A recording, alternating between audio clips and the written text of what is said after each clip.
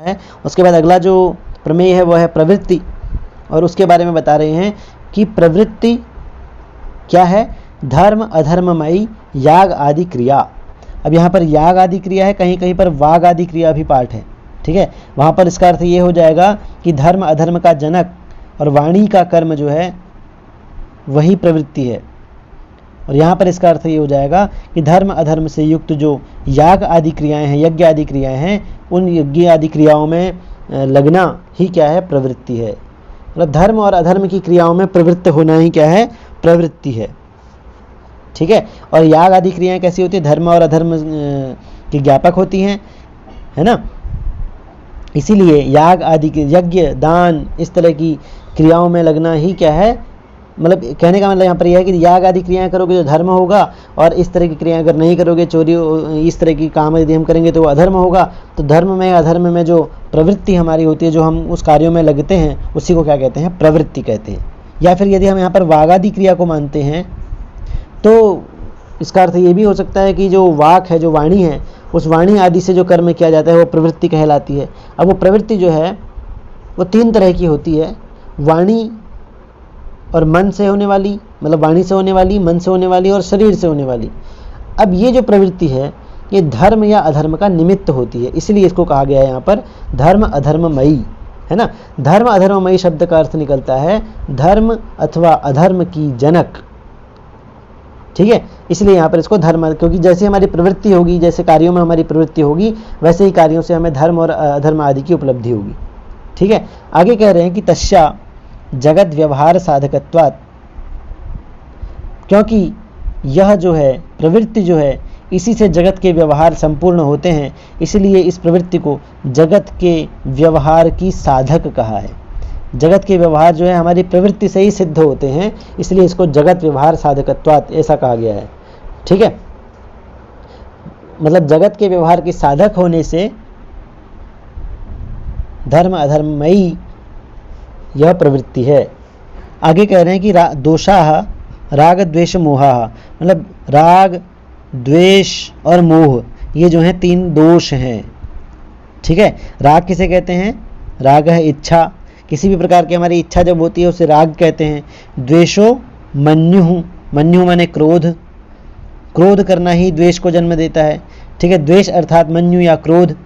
और मोह मिथ्या ज्ञानम या फिर विपर्यय, किसी चीज़ का विपरीत ज्ञान जो होता है उसे मोह कहते हैं, ठीक है। मोह के कारण वह है, मिथ्या भ्रम के कारण जो है वह जो है छला गया, इस तरह से कहते हैं ना, जो मोहित कर देता है जादूगर हमें मिथ्या ज्ञान के कारण, उल्टे विपरीत ज्ञान के कारण, तो मिथ्या ज्ञान को या फिर विपर्यय ज्ञान को ही मोह कहते हैं। और ये 3 प्रकार के हैं दोष हैं, हमें इनसे बचना चाहिए। अगला जो प्रमेय है वो है प्रेत्यभाव, और कहते हैं पुनरुत्पत्ति ही प्रेत्यभाव है, ठीक है। पुनरुत्पत्ति माने होता है बार बार, पुनः पुनः, ठीक है। प्रेत्य माने होता है मरना, और भाव माने होता है सत्ता होना या जन्म लेना, ठीक है, जन्म। तो बार बार मरना और बार बार जन्म लेना, इसी को कहते हैं प्रेत्यभाव, ठीक है। मतलब पुनः मृत्यु के पश्चात पुनः उत्पन्न होना प्रेत्यभाव कहलाता है। अब आत्मा तो अजर अमर होती है, वह तो नित्य होती है, वह तो न मरती है, न जीवित होती है, न पैदा होती है। तो इसलिए यहाँ पर कहा गया आत्मा के बारे में नहीं कह रहे हैं, आत्मनः पूर्व देह निवृत्ति और अपूर्व देह संघात लाभ है। आत्मा के द्वारा आत्मा का पूर्व देह निवृत्ति ही, पूर्व देह माने शरीर, जो पहला शरीर है वह बूढ़ा हो गया है, ठीक है, उस शरीर से निवृत्ति होना। और अपूर्व, अपूर्व का मतलब जो नया है, नए देह में संघात लाभ है। संघात का मतलब होता है समूह पूरा, ठीक है। इंद्रिय आदि का समूह जो होता है वो शरीर बनाता है ना, इंद्रिय आदि अवयवों से शरीर अवयवी बनता है ना। तो उस अपूर्व देह का मतलब नए इंद्रिय आदि से युक्त शरीर का लाभ माने होता है प्राप्त होना, शरीर में जाना, ठीक है, शरीर में प्रवेश करना। तो आत्मा का पूर्व देह से निवृत्त होना, नए शरीर को ग्रहण करना, यही क्या है, प्रेत्य भाव है। अगला प्रमेय है फल, और कहते हैं फलम पुनः भोग सुख दुख अन्यतर साक्षात्कार है। फलम पुनर्भोगः, भोग को ही फल कहते हैं, ठीक है। फल का अर्थ है भोग, और भोग किसे कहते हैं? सुख दुख अन्यतर साक्षात्कार है। सुख में से या दुख में से किसी एक का साक्षात्कार करना, किसी एक का अनुभव करना। आदमी या तो सुखी होगा या दुखी होगा, तो सुखी हो, सुख का या फिर दुख का, इन दोनों में से किसी एक का अनुभव करना, किसी एक की प्रतीति होना ही क्या है? फल है। या फिर सुख और दुख में से किसी एक की प्रतीति करना ही क्या है? भोग है, और इसी भोग को फल कहते हैं। ठीक है। दुख क्या है? दुख अर्थात पीड़ा। ठीक है, पीड़ा को ही दुख कहते हैं, और इसके बारे में कह रहे हैं तच्चोक्त में वो बताया जा चुका है। तो नेट के सिलेबस में अंतिम जो टॉपिक है वो है प्रमेय, और उन प्रमेयों में भी अंतिम प्रमेय है अपवर्ग, और उसी अपवर्ग के बारे में आप चर्चा करते हैं। कह रहे हैं मोक्षोपवर्ग है, मोक्ष का नाम ही जो है अपवर्ग है। ठीक है, मोक्ष के अलग अलग दर्शन में अलग अलग नाम हैं, और यहाँ न्याय संप्रदाय में मोक्ष को अपवर्ग कहते हैं। और यहाँ पर कह रहे हैं आगे कि सच एक विंशति प्रभेद भिन्नस्य दुखस्य आत्यंतिकी निवृत्ति ही, मतलब, और वह मोक्ष क्या है, वह अपवर्ग क्या है? वह तो 21 भेदों वाले, एक विंशति प्रभेद भिन्नस्य, 21 भेदों वाले दुख की आत्यंतिकी निवृत्ति ही है।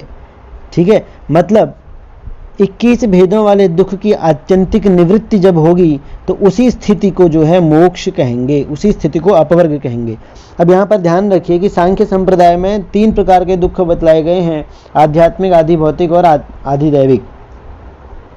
लेकिन यहाँ पर दुखों की संख्या 21 बताई गई है, 21 बताई गई है।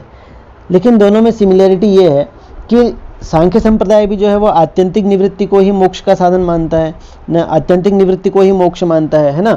और ये भी जो है न्याय संप्रदाय भी जो है दुखों की आत्यंतिक निवृत्ति को ही मोक्ष मानता है। वहाँ पर सांख्य में 2 भेद हो जाते हैं, एकांतिक और आत्यंतिक निवृत्ति, लेकिन यहाँ पर आत्यंतिक निवृत्ति ही मोक्ष है। अब वह 21 भेद कौन कौन से हैं उनके बारे में बताते हैं। 21 प्रभेदास्तु, 21 प्रभेद कौन कौन से हैं इस दुख के? पहला है शरीर, शरीर एक दुख है। उसके बाद 6 इंद्रियां दुख हैं, इन 6 इंद्रियों के 6 विषय ये भी दुख हैं, इन 6 विषयों की 6 ज्ञान वो भी दुख हैं, और सुख, सुख भी एक प्रकार का दुख ही है, और दुख तो है ही दुख। तो इस प्रकार से ये 21 भेद इसके बनते हैं। 6 इंद्रियां, 6 विषय, 6 बुद्धि, ये हो गए 18, 19वां सुख, 20वां दुख और 21वां शरीर। तो ये जो है 21 दुख हैं, और इन 21 प्रकार के दुखों से आत्यंतिक निवृत्ति, मतलब हमेशा के लिए निवृत्ति जब मिल जाएगी, छुटकारा जब मिल जाएगा, तो उसी को अपवर्ग कहेंगे, उसी को मोक्ष कहेंगे। और कह रहे हैं च इति गौण मुख्य भेदात, तो 21 भेद जो हैं इन्हीं में से गौण और मुख्य के भेद से हमने यहाँ पर सब कुछ बता दिए हैं। गौण हो गए 6 इंद्रिय, है ना, और मुख्य हो गया शरीर, और ये दुख आदि ये मुख्य हो गए, 6 इनके ज्ञान ये गौण हो गए। तो गौण और मुख्य भेद से सभी टोटल जो है 21 भेद बनते हैं। ठीक है, अब आगे कह रहे हैं कि तुमने दुख को दुख तो माना हो तो ठीक है, लेकिन सुख को भी दुख मान लिया, सुखम दुखम एवं, ऐसा क्यों माना? तो कह रहे हैं सुख भी जो है वो दुख ही है असल में। क्यों? क्योंकि दुखानुषंगित्वात्, क्योंकि दुख का यह अनुषंगी है। सुख जो है वो दुख का अनुषंगी है। अनुषंगी का मतलब होता है अविनाभाव। ठीक है, अनुषंगो अविनाभावः, अनुषंग का मतलब होता है अविनाभाव होना। अविनाभाव का मतलब होता है कि जहाँ पर दुख के बिना सुख नहीं रहे और सुख के बिना दुख नहीं रहे, उसे कहते हैं अविनाभाव। अविनाभाव को ही कहते हैं अनुषंग, और उसी अनुषंग की वजह से सुख को भी दुख ही कहा गया है। ठीक है, तो यहाँ पर कह रहे हैं कि सच अयम उपचारो, कैसे दोनों में एक जो है अविनाभाव कैसे है? ठीक है, दोनों अनुषंगी कैसे हैं? इसके लिए एक उदाहरण भी दे रहे हैं। सच अयम उपचारो मधुनि, जैसे उपचार से, मतलब मधुनि, जिस प्रकार मधुनि विष संयुक्ते, विष, मधु माने होता है अमृत, और विष माने विष, जहर।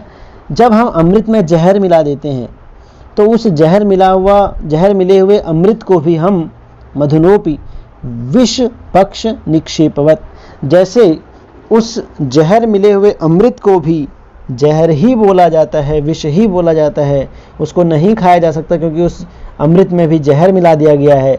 उसी प्रकार, ठीक है, जिस प्रकार जहर मिले हुए, विष मिले हुए अमृत को भी जहर, विष ही बोला जाता है, उसी प्रकार यह दुख भी और सुख भी है, क्योंकि असल में दुख जो है वह भी दुख से मिला हुआ होता है, इसलिए इस सुख को भी दुख कहा गया है।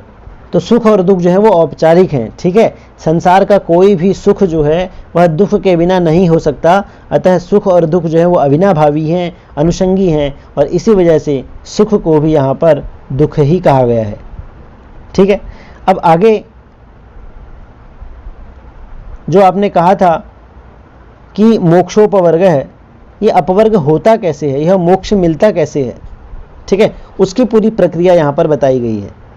कहते हैं पुनः अपवर्ग कथम भवति, यह जो अपवर्ग है वह कैसे होता है, इसकी प्रक्रिया क्या है, प्रोसेस क्या है। उच्यते, कहा जाता है कि शास्त्रात् विदित समस्त पदार्थ तत्वस्य, ठीक है। मतलब जब हमने तर्क भाषा प्रारंभ में की थी तो पहला सूत्र जो न्याय का दिया था वहाँ पर प्रमाण, प्रमेय, संशय, प्रयोजन, दृष्टांत, सिद्धांत, अवयव, तर्क, निर्णय, वाद, जल्प, वितंडा, हेत्वाभासस, छल, जाति, निग्रह, स्थानानाम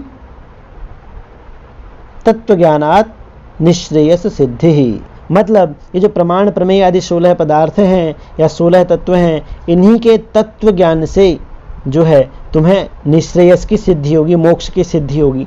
तो वही यहाँ पर कह रहे हैं विदित समस्त पदार्थ तत्वस्य, उन सभी 16 तत्वों के बारे में, उन 16 पदार्थों के बारे में तत्वज्ञान जब उनका हमें हो जाएगा, ठीक है। और वो तत्वज्ञान कैसे होगा, शास्त्राद, न्याय शास्त्र पढ़ने से, ठीक है। शास्त्र पढ़ने से, शास्त्रों के द्वारा समस्त पदार्थों के तत्वों को जब हम जान लेंगे, ठीक है, तो शास्त्र के द्वारा उन समस्त प्रकार के पदार्थों के तत्व को जान लेने वाले, आगे कह रहे हैं विषय दोष दर्शन विरक्तस्य, और जब हमें किसी चीज़ का तत्वज्ञान हो जाएगा तो हमें उसके दोष दिखने लग जाएंगे, तो हमें जब उसके दोष दिखने लग जाएंगे तो हम उससे दूर हो जाएंगे। तो उन विषयों के, उन सभी पदार्थों के दोष जो होंगे, उन दोषों के दर्शन हो जाने से, उन दोषों के दिख जाने से हम उनसे विरक्त हो जाएंगे। तो पहले हमें तत्वज्ञान हो गया, और तत्वज्ञान हो गया कि ये चीज़ खराब है, अनित्य है, इनमें तो दोष हैं, ठीक है, तो हम उनसे विरक्त हो जाएंगे, हम इन्हें त्याग कर देंगे, हमें उनमें वैराग्य हो जाएगा। और जब ऐसा हो जाएगा तो तीसरी चीज़ क्या होनी चाहिए, मुमुक्षुर्ध्यायिनो, मुमुक्षु हो जाएगा। मुमुक्षु मतलब मोक्ष का इच्छुक हो जाएगा।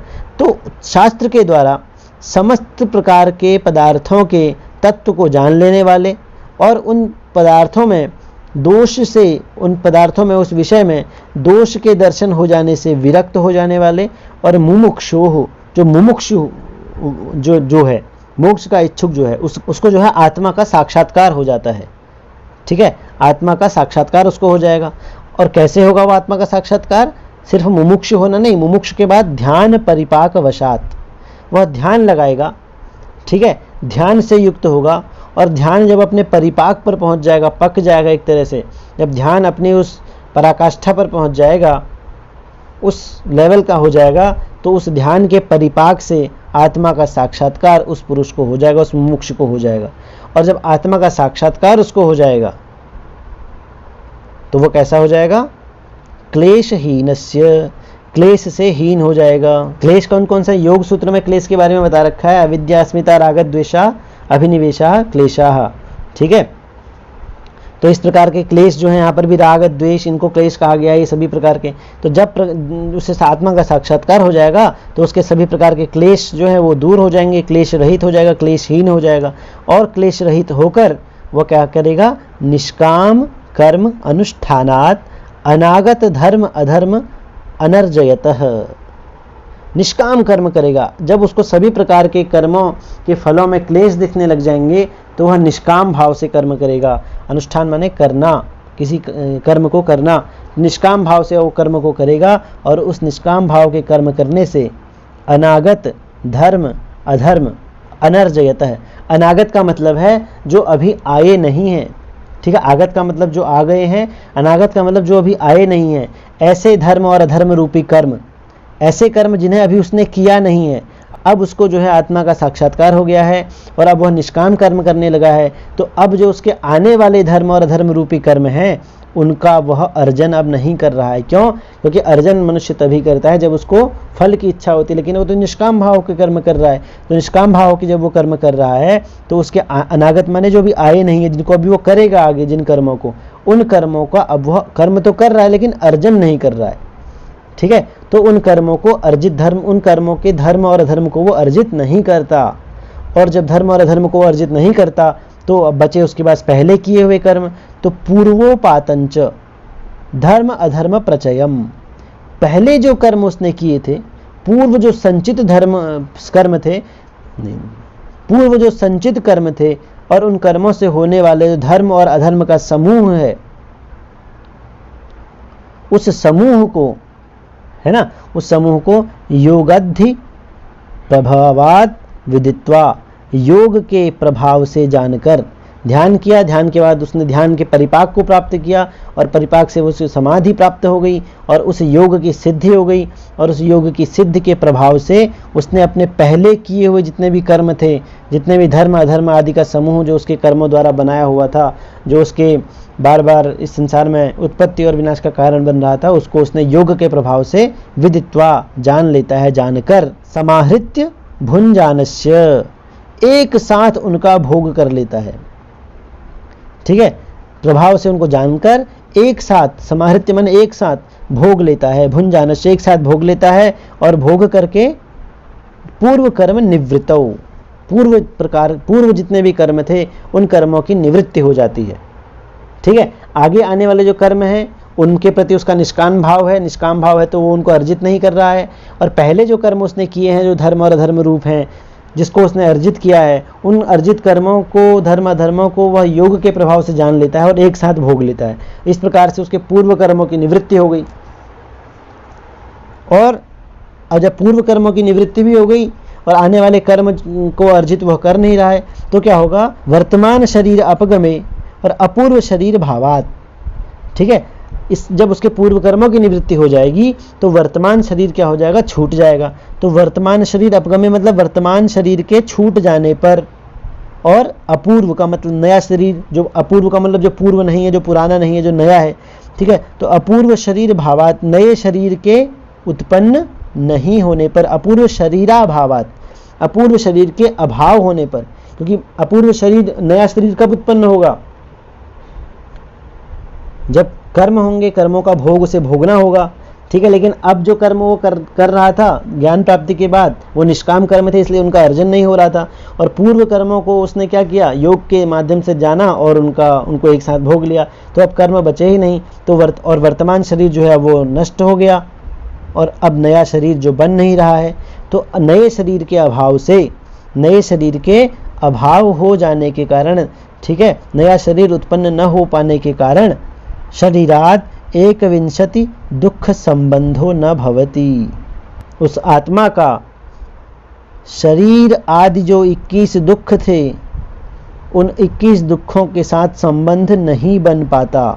आत्मा का जो है उन 21 शरीर आदि जो 21 दुख थे, है ना, शरीर 6 इंद्रियां 6 उनके विषय 6 ज्ञान सुख और दुख, ये जो 21 दुख हैं न्याय शास्त्र के अनुसार, इन दुखों से आत्मा का संबंध नहीं बन पाता।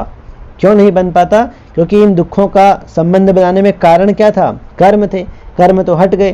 तो कर्म मतलब कारण का अभाव हो गया, कारणाभावात, तो कारण का हो गया अभाव और कारण के अभाव होने से कार्य का भी अभाव देखा जाता है। तो जब कर्म ही नहीं रहे तो आत्मा से शरीर आदि जो 21 प्रकार के दुखों का संयोग हो रहा था वो भी खत्म हो गया।